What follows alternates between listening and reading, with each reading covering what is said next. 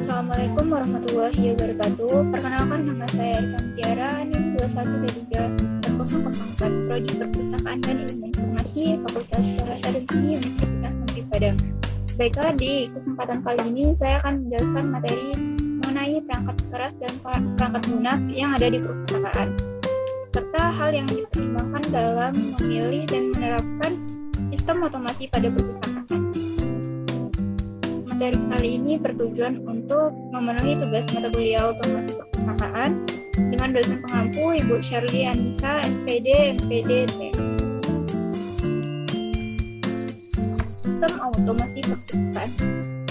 Pada sistem otomasi perpustakaan kali ini, saya akan membahas mengenai perangkat keras, perangkat lunak, serta pertimbangan dan penerapan dalam sistem otomasi di perpustakaan. Yang pertama, perangkat keras. Perangkat keras yang digunakan untuk membangun sistem otomasi di perpustakaan yaitu sebagai berikut. Yang pertama, ada sebuah komputer dan alat bantu seperti printer, barcode, scanner, dan sebagainya. Otomasi perpustakaan yang paling kecil hanya dapat menggunakan sebuah komputer, maka proses otomasi sederhana dapat berjalan. Sedangkan untuk perpustakaan besar, maka pasti diperlukan beberapa komputer dan perlengkapan agar pelayanan kepada pengguna menjadi lancar. Spesifikasi minimalis untuk sebuah komputer dalam proses otomasi: yang pertama, Titanium 4, yang kedua, memori 256 MB, yang ketiga, HD 80 GB, yang keempat, monitor 14 inci standar VGA dengan dukungan warna 16 bit, yang kelima, printer dot matrix dan INKJ, yang keenam, barcode scanner, yang ketujuh, webcam.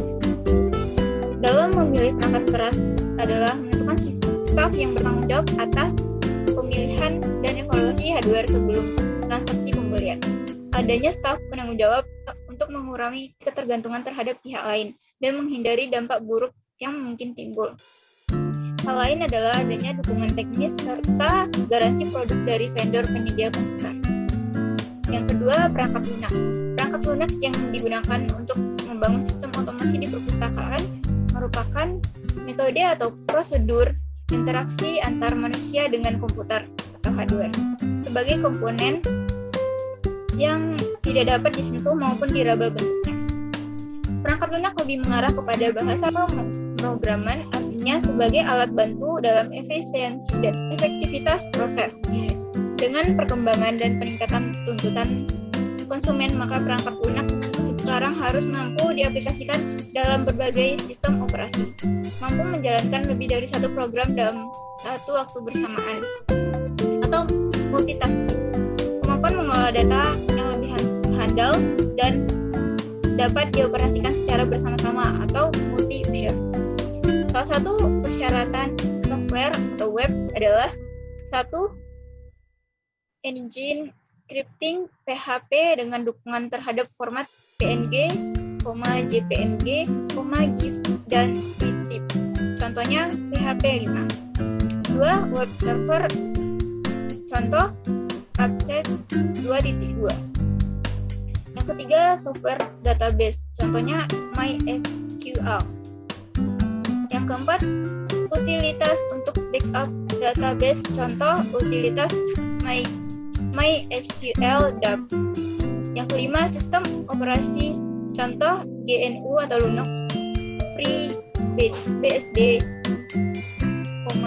or Windows.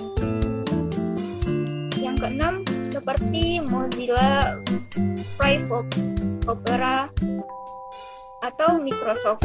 Yang ketiga, pertimbangan dan penerapan.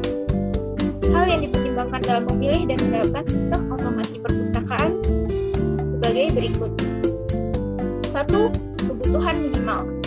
Perangkat lunak yang dipilih harus sesuai dengan kebutuhan minimum 70% bisa terakomodasi. 2. Kompatibilitas.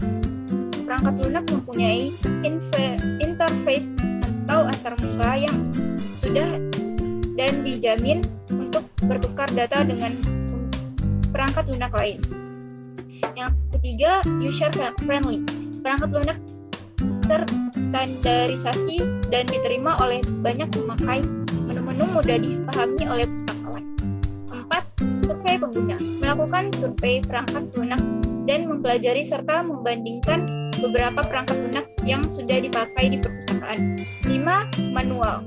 Perangkat lunak harus disertai dengan manual yang lengkap dan mudah dimengerti. Misalnya petunjuk instalasi, pembuatan struktur data, pengisian data, dan lain-lain. Tersedia juga secara manual berbahasa Indonesia. Yang keenam, after sales service. Perangkat lunak harus ditunjang oleh jaminan dari supplier seperti bantuan instalasi, pemeliharaan sistem, dan sebagainya. Yang ketujuh, memiliki kecepatan penelusuran yang tinggi, tidak tergantung akan jumlah data yang di-entry. Dan yang terakhir, harga perangkat lunak tersebut harus kompetitif, murah, tetapi dengan kinerja yang baik. Terima kasih, mungkin hanya itu yang dapat saya sampaikan. Kurang dan lebihnya saya mohon maaf. Saya tutup dengan wassalamualaikum warahmatullahi wabarakatuh.